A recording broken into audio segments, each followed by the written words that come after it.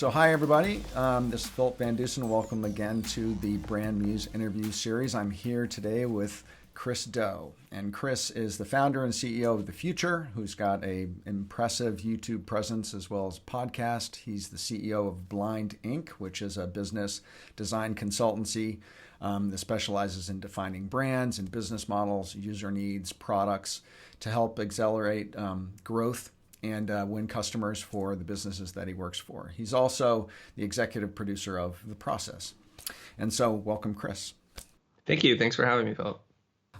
So I'd love to talk to you a little bit today about, the combination of design and business. But before we get into that, can you share with people a little bit about your own professional journey? I talk a lot about non-linear career paths, and how jogs along the way can kind of help reinforce people's broader skill sets. Have you had any of those? Has your career path been really linear, or talk about Not that? at all.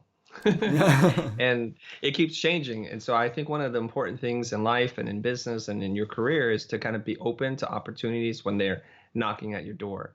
So when I went to design school, I had my heart set on doing editorial design. I was very much influenced by first Neville Brody, then David Carson, and some of the early design pioneers. And what I loved about what they did was their playfulness with typography and moving things around on a page.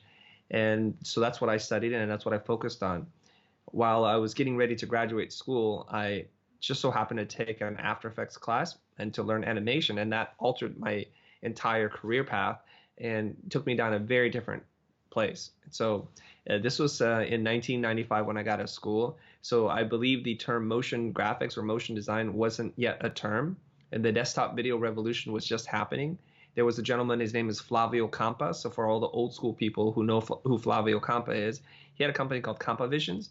And he was one of the early pioneers to use Adobe Premiere to animate and to use all these video cards that was displacing these $1 million boxes, literally like $1 million boxes, where he put the tools, I guess, in the hands of a designer versus an operator or a technician.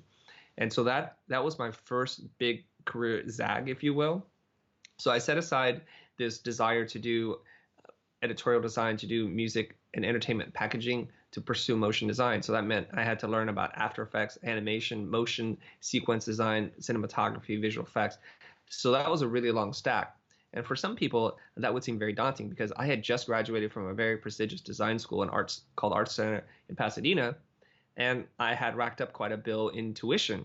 So you would say like, well, why'd you go to that school then if you're going to just toss it away? And that's my whole life philosophy, in that you have to be smart enough to realize there's a great opportunity in front of you and not to hold on to the past. So I'm looking forward now.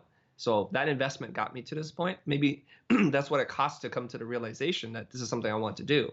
And I was really excited because I thought I had learned a lot already. And now I'm entering into a whole nother field where you'd have to learn about editing, cinematography, about animation, and all these other complex things. And that meant to me at that time, it was a lifetime of learning, and that really turned me on. So I got into motion design. We started doing animated end tags and animated typography. You would watch car spots, and you would see these little animated things appear on the screen. That's what we did. But we were hungry. We wanted to do more.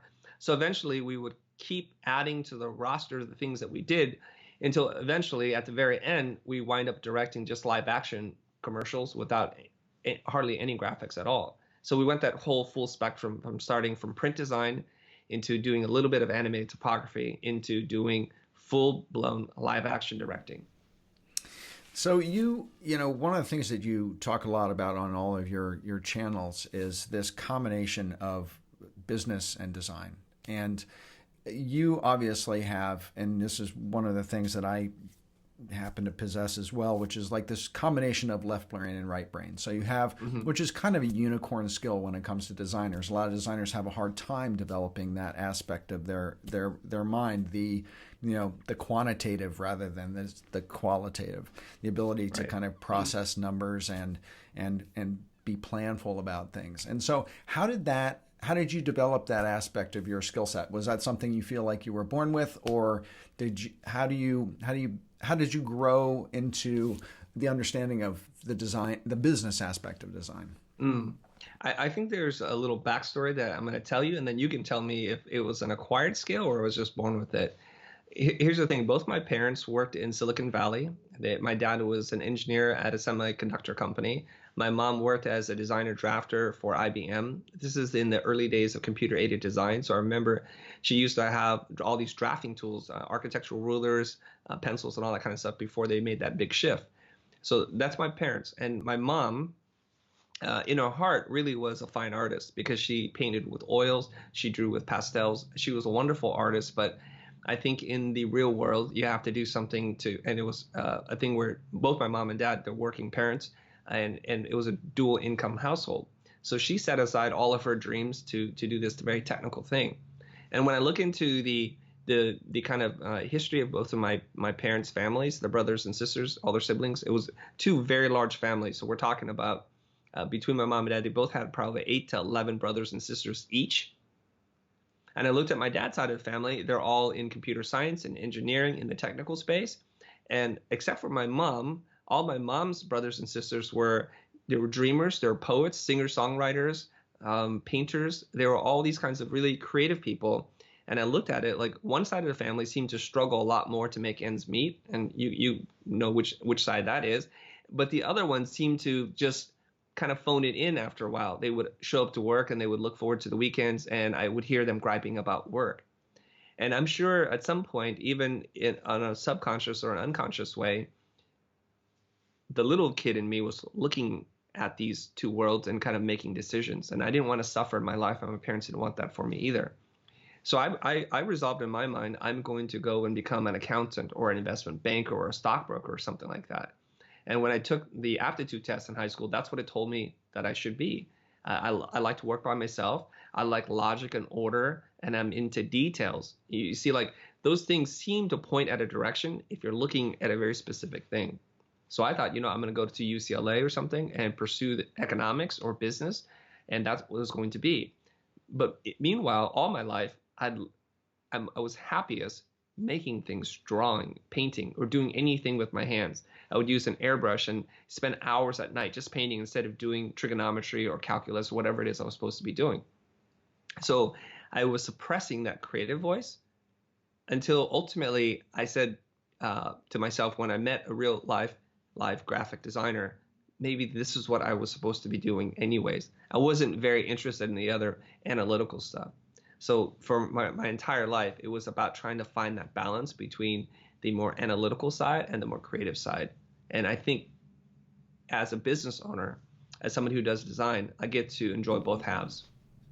Do you that first designer that you met, and that kind of shifted your view, that one real life example of what you saw, where you saw something could be possible? Do you you've obviously gotten to a place in your career where you are extremely accomplished, and we're always, I think all of us are always looking to learn. That's something I also harp on a lot, which is a life of constant learning. And so when you get to a certain level in your career, how do you stay challenged? Do you have a mastermind group you're a part of where you're not the smartest person in the room, or do you have a mentor who takes you to that next level? How do you challenge yourself in your own continued growth?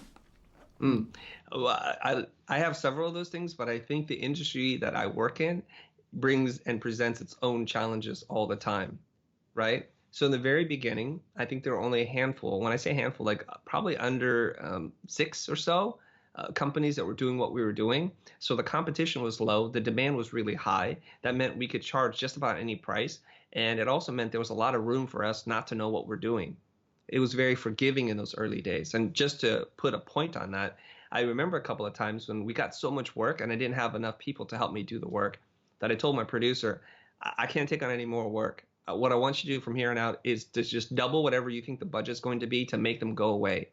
And surprisingly, at that time, she couldn't double it enough for them to go away. And I was very flip at that point because, it gets to your head. It's like, I don't have time for this. So I'm not going to do a call. They either tell me they want the job or not. And they still wouldn't go away. Fast forward a couple of years, the 9/11 attack, the dot-com bubble bursting, the giant recession that we're going through and still probably are just on our way out of it right now. All those things present a lot of challenges. And I used to work in advertising, meaning we made commercials for advertising agencies, people don't even want to watch ads anymore. Social media, all these other kinds of things. So the challenges are just one after the other. And it feels like sometimes like you're standing in the ocean and you're just getting hit with wave after wave. You resolve one thing, you think it's over, and there's a little bit of a lull, and then this giant wave comes and hits you in the face.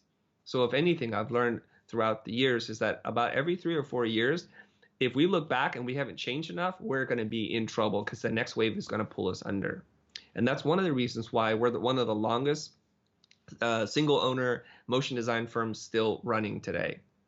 Our firm was founded in 1995. It's 2018. So we're going on 23 years here. So very few companies that I know have consistently remained at that level, right? So that's what we're doing. So the industry itself presents so many challenges for us. And so we have to keep on top of it. Now, luckily for me, I was able to get some really great guidance. And I found a business coach that I had worked with for over 10 years. We would meet one day every single week without fail. Unless I was sick or on a shoot, we would meet. And this is where I started to develop my business acumen. And I kind of consider kind of how I got my MBA in business.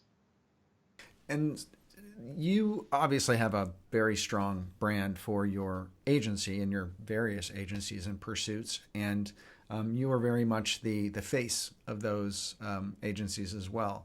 And so I talk a lot about personal branding on my channel and the importance of developing a personal brand that is an independent of the agency or the company that you may work for, particularly for designers. And because of exactly what you were just talking about, the agency landscape has been changing dramatically over the last 5 years, and some of the largest global agencies in the world have been contracting dramatically. And so the ability for a designer to own a little bit more of his own destiny is really important. So how do you in your own head separate the Chris Do brand from the Futur brand or from the Blind Ink brand? Do you? And do you develop those at all independently, or do you really, because you are the face of those brands, really consider yourself one and the same? That's a really good question, and it's an evolving process. And I want to tell you that tomorrow, if you ask me, it might change again. Who knows? Because originally, when we had just one company called Blind, I was very cognizant of it being a team effort. First of all, I didn't want to be in front. I wanted to be behind and support the team. When the team wins, I win, and that's how I wanted to do it. I saw the trappings of putting your name and your face in front of every single thing that you do, in that then every client that calls you wants to work with guess who? They want to work with you. Then it becomes very hard to scale. And I saw that happening at other firms. I'm not going to mention their name, but I didn't want that to happen. So as often as possible, I would give credit, and I would put the person who was doing the actual work right next to me and talk to them with the client. And eventually I would just recede into the background. This allowed us to scale. So now I had different art directors and creative directors running the project. And we did it very simply. When we talked to a client, I would talk to them just to do the kind of initial onboarding process, do a little hand holding to make sure that it felt really good. And when I felt the project had its kind of footing underneath it, I would then just slowly disappear into the background. And from time to time, I would check in with the client and say, is everything going well? Is whatever the creative director's name doing a good job? If they're not, just give me a call. I can fire that kid. And then they would laugh and they would assure me everything was going great. And so that's how that worked. So Blind is humming along, and we would want to enter into competitions, and my name wouldn't even be on the entry at all. It would just be them. So I wanted to celebrate the people for both selfish and kind of egalitarian reasons. Like, yeah, you're the star, but I also don't want to do all the work. So this is fantastic. This works out for everybody. Now, as we're entering into the age of personal brand, I was starting to wonder, when I'm creating posts for Blind, am I posting under the voice of Blind as a company or myself? And this got really kind of murky for me. I was really hesitant to put anything that was too opinionated, because I don't want to alienate anybody, because Blind is a composite of many personalities, not just my own. Now, we have a design philosophy. We like to celebrate great work. And so I kind of like let it do its thing. And from time to time, I would contribute to the voice of that brand. And then kind of in my own sandbox, I started to explore my personal brand. Now I felt really liberated. So I was posting things on Instagram and on Twitter, and I was developing my own voice. And I found that it was much easier to post authentically as myself without worrying that it's going to damage our brand and potentially our revenue stream. And so as I started to develop, the following that I was able to amass outstripped Blind altogether. And so now we have two different personalities, so to speak. One is very active, one is very opinionated and may say things in a bombastic way, while the other one very conservatively talks about projects and what we think of in terms of good design in the world. And so those two brands start to emerge. And now I'm starting to see, like, okay, I can go back and to don the persona of Blind and write and create for Blind, but I really don't have that much energy and time. Now, when we created our third company, or our second company, the Futur, our third brand, I was thinking, okay, I'm going to run into the same problem again. Do I write in the we or do I write in the I? And in the very beginning, the connection that we have with our community is really through me. So I started writing, I love this, and even though it was the Futur brand. And I found that it created no more problems for me because people were onboarded from the get-go, basically built around my persona and what it is I have to teach. So that becomes a little bit easier, and I can easily switch between myself and the Futur and not worry too much about whose voice it is. So because you have so many brands, and every brand has an ecosystem, so to speak, so they show up in the world in a number of different touch points, and we design those as agencies. We design those for our clients. How do you approach doing that for yourself and your brands in terms of how do you choose where you're going to show up and where are you showing up? Meaning, are you, when it comes to getting new clients or building your business, are you relying mostly on client to client word of mouth? Are you relying on your current touch points like your podcast, your YouTube channel to act as a business development tool for you? Do you do any advertising? What are your chosen touch points in this world? Okay, this is complicated now because we have two brands and they market and reach clients in very different ways. So I'll talk about the way that Blind Gets work. We have sales reps that go out there and are constantly out in the social space, like in real space, talking to art buyers, agency art directors, producers, to see if there's a project that we're a good fit for. And that's how we've been able to sustain ourselves for the last 2 decades. And we use sales reps. I also have an executive producer who also goes out to mingle at functions and to make sure that people who are in the buying of creative services are seeing that person. Now, one of the advantages of being a consistent company run by one owner is you develop relationships that are now 20 years deep. So a lot of the new job leads in the brand design consultancy space really come from those relationships. And I'll give you an example. One of our biggest clients is a company called Hudson Pacific Properties. They're, I think, a $12 billion commercial real estate development company. The way that we got this client was one of my real estate brokers who helped us acquire our space, and the spaces before the space that we're in today, they reached out to talk about some branding needs, and I helped them.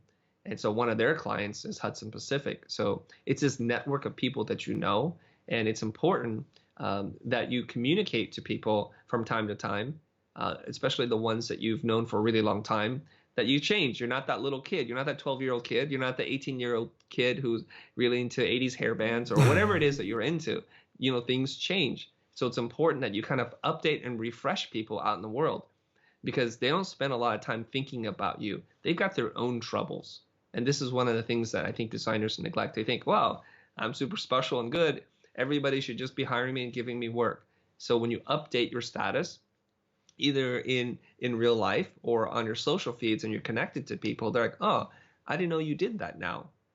And so you kind of have to keep doing that very consistently throughout. Otherwise, people have other things that they think about and you kind of fade away. And when it comes to the Futur, the way that Futur gets work, we do run ad campaigns. Right now we're running 3 ad campaigns, mostly on Facebook. They're the most effective for us because we can target very specific people. We do a little bit of retargeting, and for your audience that may or may not know what that is. So if you land on a piece of content of ours and it shows that you're interested in something very specific, we might want to retarget you. If you've put something in your shopping cart and you abandoned it for some reason and you just left it there, we might retarget you and you'll see an ad from us follow you around for some period of time. And that's pretty much how we get business. So I think that's a really interesting point. When one of the things I talk a lot about is how designers can bulletproof their careers. Because the agency landscape is changing so dramatically, and the requirements of a designer or an entrepreneur to survive in today's business environment are so different than they used to be. Is there a particular skill, in that you see as being one that, and let's say besides business acumen skills, that is really important in today's business environment or design environment in order to kind of bulletproof your career? Okay. If you're coming in from a traditional design background, I would say that you need to build your house on a really strong foundation, that you master the fundamentals. And so many people want to do the flashy, cool stuff. And we see this happen all the time in the critiques that we do on our show, is they're into the flash and they have no foundation. They don't understand solid design principles that will last them an entire lifetime. So I would invest time and energy there. I would also say that there's a world of knowledge out there that you can tap into that is available for very small amounts of money in the form of books, in form of podcast shows like yours, Philip, other YouTube things, and most of them are free. You can also go to conventions and events and functions like that. That's also another way in which I'm able to connect with people, learn from other speakers. But also, every once in a while, I bump into a client that I didn't even know was there. They start talking to me, we follow up, and then they're converted into becoming a client of ours. And that's fantastic. The other thing I think you need to do is, here's what I'm going to say. It's like, look at yourself every 5 years. Look backwards. This is the one time I give you permission to look backwards and take an account of where you've been. If you haven't seen a lot of progress, growth, and change, that is a red flag. If you're an agency, a studio, a solopreneur, if you're a partnership, if you're still doing the same work, if you still love the same style, if you're still communicating the same platforms and you haven't evolved very much, that's a sure sign that you may be hitting an iceberg pretty soon. And this happens to so many super talented designers. They burn really hot. They get all this work. They win all the awards in the annuals. And we've seen this happen time and time again if you've been around long enough. And then somehow they just fade away from the psyche of like what is cool and what is good now. And the new thing emerges. And this is how evolution works, right? The old goes out, the new comes in. So there's always room for new people to come in. And this is a danger if you're not paying attention to what's going on. You're going to wind up there. So I see many former design professors like, oh, the web, I don't get it. Oh, video, it's like too much trickery and visual gimmicks. I don't want to do that. Oh, social media marketing, like that's a fad. That's going to last, 1-2 years. That's not going to go anywhere. And so you see them stuck in this kind of dogma that this has always worked. This is always going to work. And this is how I want to do it forever. And if you can do that, fantastic. But there's so many other greater opportunities out there for you to apply what you know and your skill. That's why I'm like, you just got to pay attention when opportunity knocks on the door, that you open it at least. So there's a struggle in designers as to whether they should be, because there are so many platforms and so many ways of getting involved in design or business.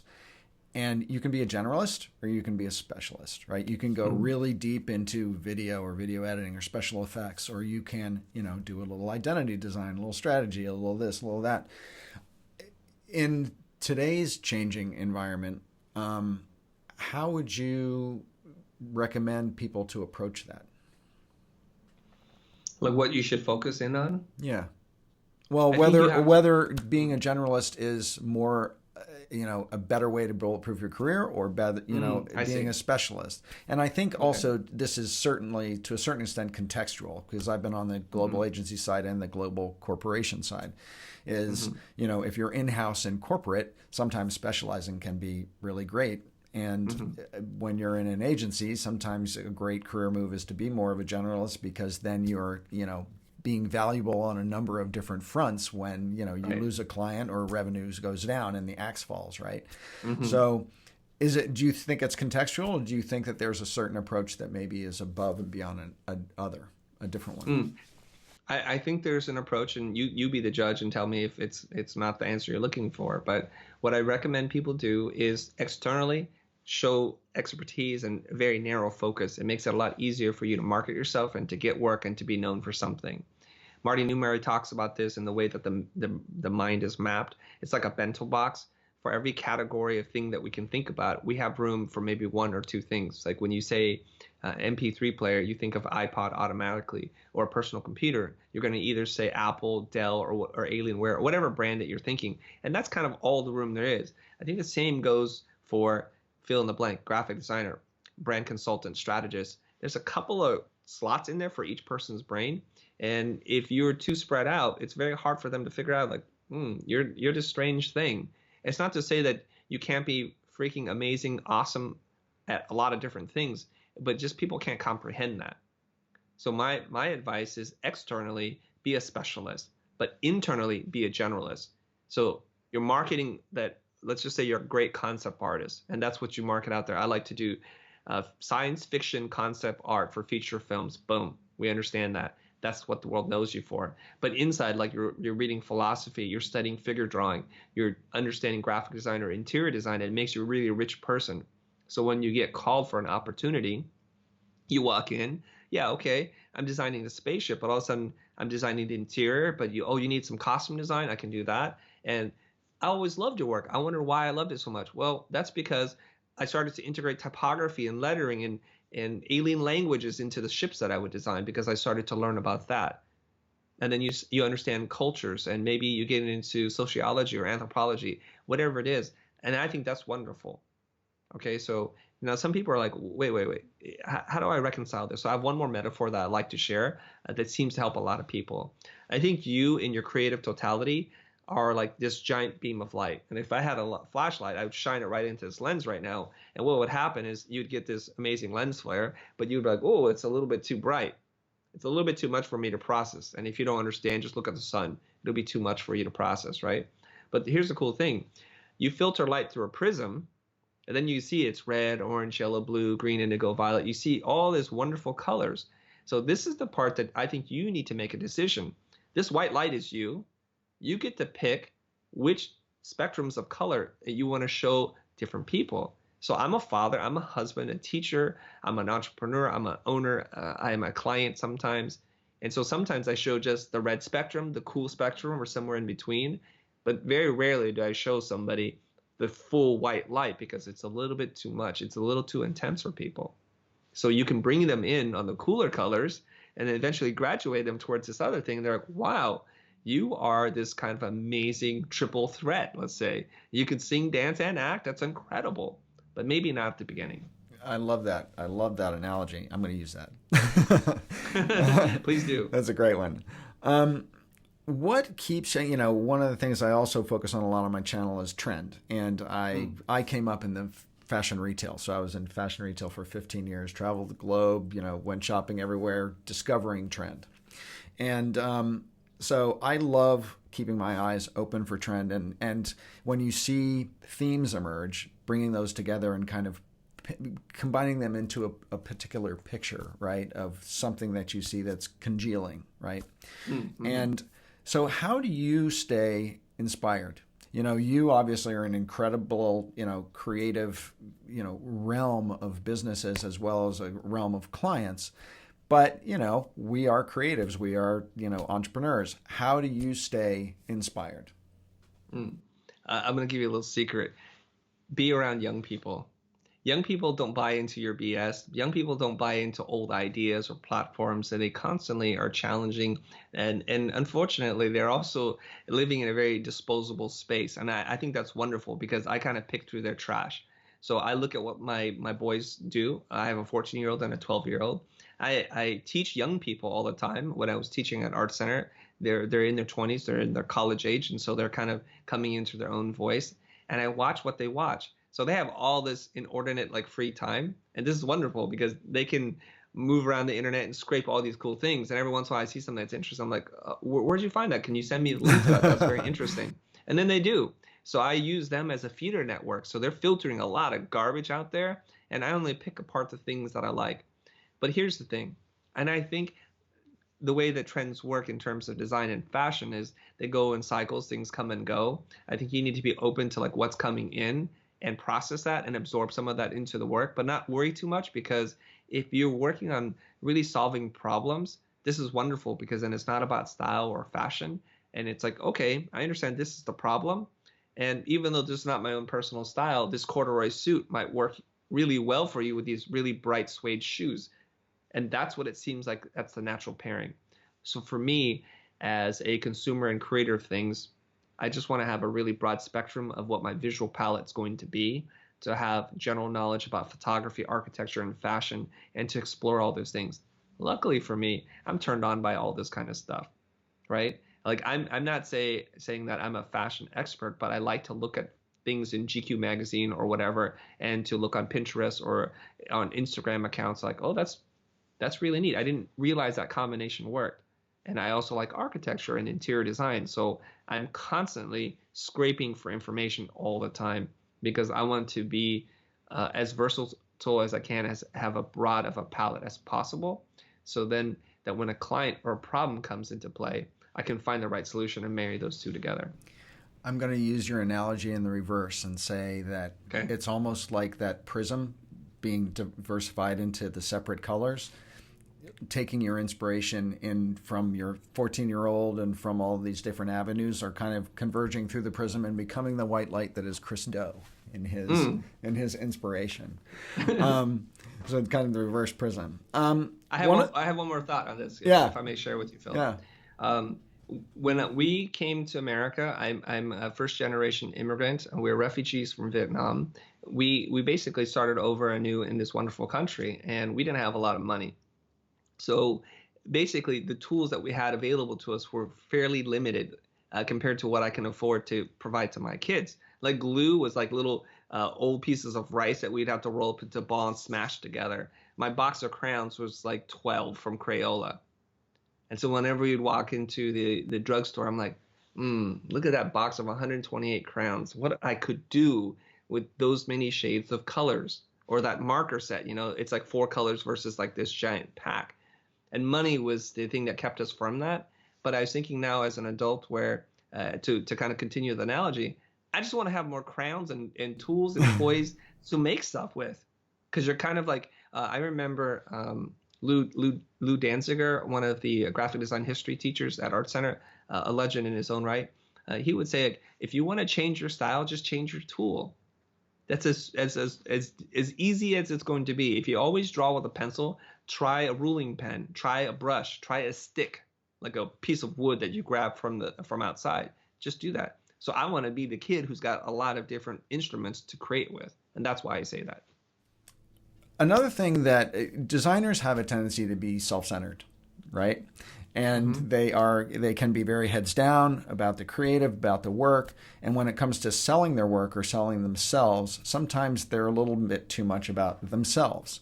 And as branding people, and as you said in a previous video of yours that I watched, was that you consider yourself a business problem solver, which is what we do. We listen to the problems of our clients and we solve those business problems with design, with branding, with strategy. And in order to do that, we have to listen to what their clients' needs are, what their customers' needs are, and address the customer's needs. So I'm always harping on the fact that designers really need to take the consumer mindset and communicate in a customer-centric way, rather than, you get to their website and they say, hi, I'm Joe Blow, and I know InDesign, and I'm a fantastic animator, and me. It's really more about communicating about who the viewer is, who the visitor is, and what they need, and addressing that right away. What kind of is your point of view on that in terms of designers and their understanding or approach to consumer-centric communication? When I used to teach at Art Center, I would talk to my students about the two things that designers and creative people need. They need to be they have to have empathy, and they have to be able to imagine things that they cannot see. Those are two key traits. So let's talk about empathy for a second. Empathy is your ability to understand and look at the world through another person's point of view, right? So that you can understand what they're going through. So if you're so focused on yourself and you've got the lens inverted and all you can do is see your own problems, well, you can't really relate to other people. You can't relate to your client, and you can't relate to the client's customer. So one of the exercises that we do is we try to ask our students when they're designing something, pretend like you're a rock. Like you don't have a mouth, you don't have eyes. Like, what are you thinking right now? And so through a couple of stabs at this, eventually they let go of their own persona. Now I want to say like you're a little dog. So now we're at least moving around, and you're a 12-year-old girl with freckles. What are you thinking about? Like if you're at the beach, and what are you wearing? Like we get into all the senses and kind of ask them to imagine themselves. I kind of describe the process as mind walking instead of sleepwalking. You're mind walking. You're walking out of your mind into somebody else's. And I think IDEO uses the term design thinking, which is really just about empathy. And we need to understand that. Now, once we have a point of view that's not our own, all of a sudden, you can use all of our creativity to solve very complex problems. I'm reading this book called 1+1=3. In the book, the author talks about uh, creative people are really great at connecting dots. We're wonderful at saying sandwich, rocket ship. Boom, we can put those two together. And regular people, like non-creative people, are like sandwich is always a sandwich and rockets are always rockets. The two shall never mix, right? So he says this is fantastic, but here's the problem is that creative people, generally designers, have too few dots. They're just really vertically aligned. So what we have to do is we have to expand those dots outwards. So when we're saying it's all about me, very egocentric, well, you're just looking at your little dots. But you can actually be very valuable, not only to yourself, but to your customer, your client, by helping them to see like, wow, okay, I can see now that business people who are visiting your fast casual restaurant, they need to get in and out really quick because they got to get back to the grind. So what can we do as a company? What opportunities exist to solve that pain point? There's a gap, right? So we can solve that via using an app, separating a curbside pickup thing, or a fast menu where there's only 6 items to choose from and we can get you in and out in 2 minutes. Now you've dramatically impacted that person's business. Now notice we've not talked about like you need a new logo or the interior design isn't quite right. Well, that's really about you imposing your own taste, style, and sensibility on other people. And if you think that's a fun time, invite people to come to your house and then let them rearrange your furniture while unprompted.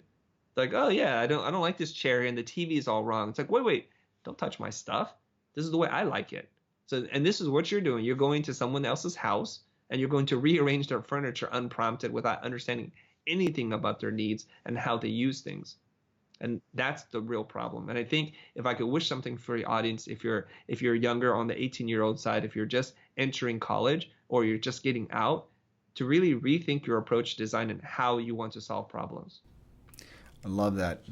And putting those disparate items together are what our clients do for us to a certain extent, right? They come to us and they say, I have this airplane, I have this sandwich, and I have to figure out how they're going to relate to each other. And that's when those dots start to form for us, which I think is really interesting.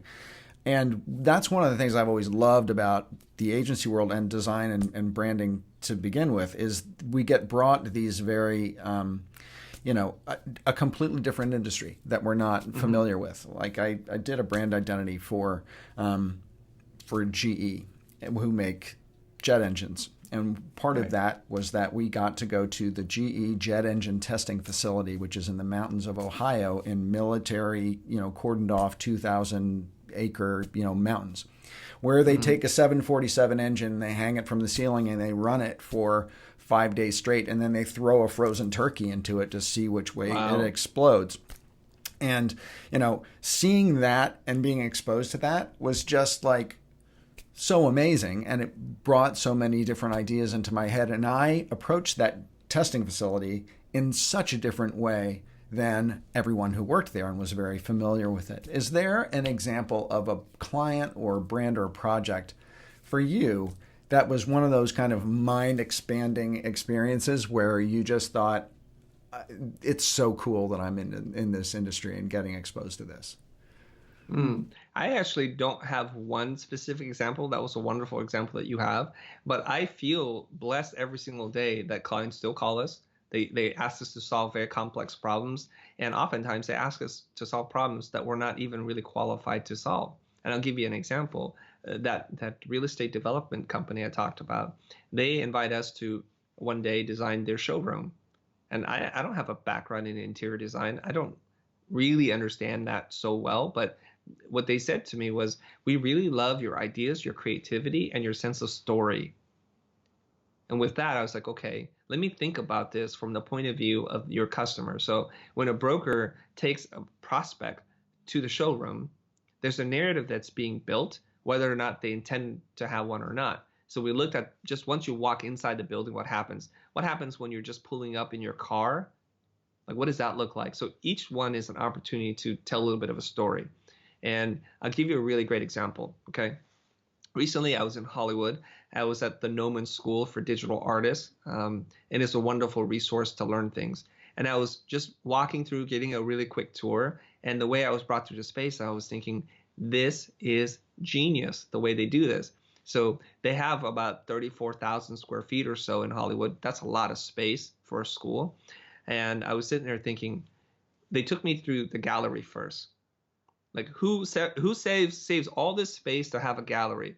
Well, because now you're looking at this work as art, and it's put up literally on a pedestal. So there's sculptures, busts of like creatures and science fiction robots and things like that. There's wonderful renderings, and you're like, wow, if I was a student, a potential student, I'm walking in there with my mom and dad. I was like, see, this is real. This is really cool. Look at what they're doing.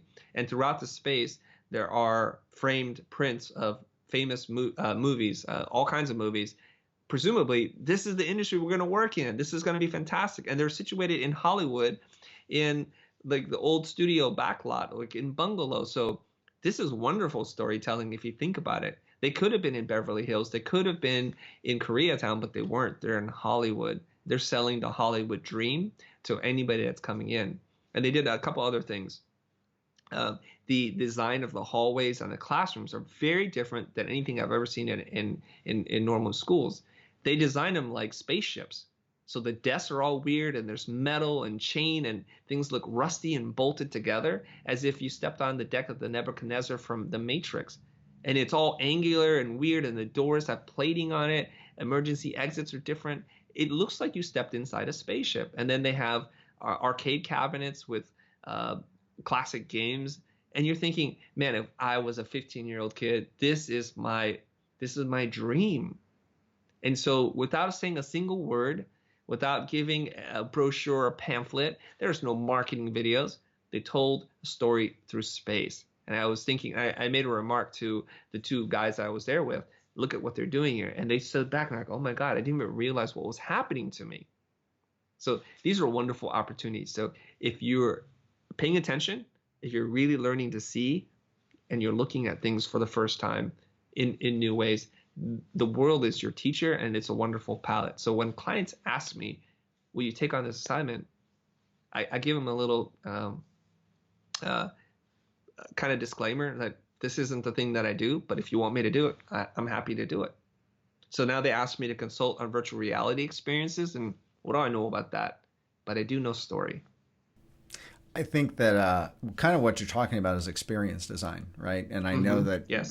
I could do an entire hour with you on experience design because, it's virtual reality, AI, retail environments like you're talking about the furniture showroom where you got to rearrange someone's furniture, by the way. And, I was invited. Yes. And you didn't know anything about how they were going to react. Right.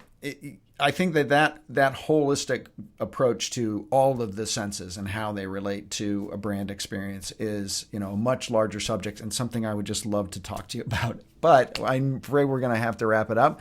But I want to end with the one question I ask everybody, which is, do you have a personal mantra or some sort of manifesto that Chris Do likes to try to live by?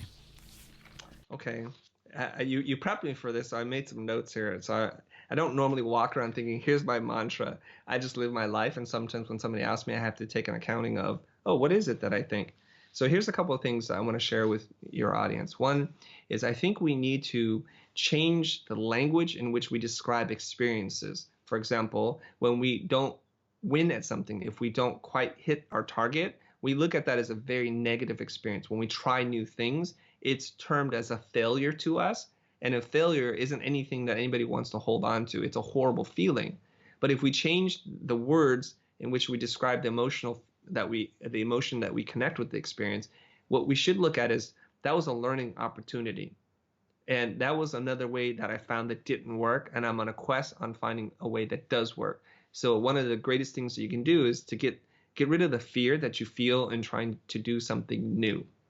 And that is critical, because what happens is we start to do the things that we know are going to succeed over and over again. And then one day we wake up and we find that we're in a rut, and what has happened to life that we've dreamt of having, and we feel old and crusty, and life isn't as fun as it used to be. We're not full of energy. So that's one thing I would wish for people to kind of think about, and be very careful with the words you choose to describe experiences. So when somebody's giving you a critique, they're not attacking you, and that's probably the word you're attaching to. They're not disrespecting you. They're sharing their knowledge with you, and you could choose later on to do it or not, and that's entirely up to you. So I think if you can have this life philosophy, this attitude, it's going to change everything. Well, that was one. You had another note? Oh, yeah, I have many more. Yeah. Give Okay. me one. Give I me one wasn't more. sure. I was like, I gotta give you one more. Well, one of the things I love is to say this, is that action beats intent. We all have these ideas. We have these desires. Tomorrow I'm going to lose 50 pounds. I'm going to be in the best shape of my life. But that's kind of it. And so I was reading somewhere, or I was listening to something about how you get it. Is it a dopamine hit? Like when you say something and you feel really good, like, yes. And so for a lot of people now, just saying it is good enough for them, that they don't actually have to do anything. And that's a danger. So if you suffer from this, if you often tell people, I'm going to do this, I'm going to go travel the world, and you wind up not doing it, one of the ways that you curb that is you're not allowed to say anything anymore. The only way that you can share that concept is when you actually do it. So that's a way to kind of self-edit, to monitor your own behaviors, so that you can actually do more of what it is that you want to do. And the last thing I want to say this to you, and I want to say this to all creative people especially, is learn to listen to your heart. Your heart knows what's right. Your heart, it has your best interest. So when your heart's telling you something like, that seems like a really controlling client who's going to ruin my life for the next 3 months, don't take that job. And if your heart is saying, we're not happy doing this thing, grinding away at this corporate job, listen to it. It knows what's good for you. And don't deny what it wants. Follow your heart. It's going to make you happy, healthy, and it's going to make you wealthier than you've ever been. Chris, awesome. Thank you so much for spending time with us today. I really appreciate it. And where can people find you?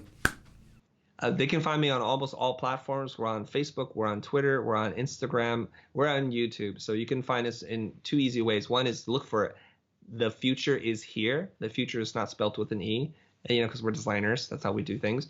Or you can look for me. I'm at the Chris Do, and Do is spelled D-O. Awesome. Well, thank you very much, sir. Appreciate your time. Thank you very much, Phil.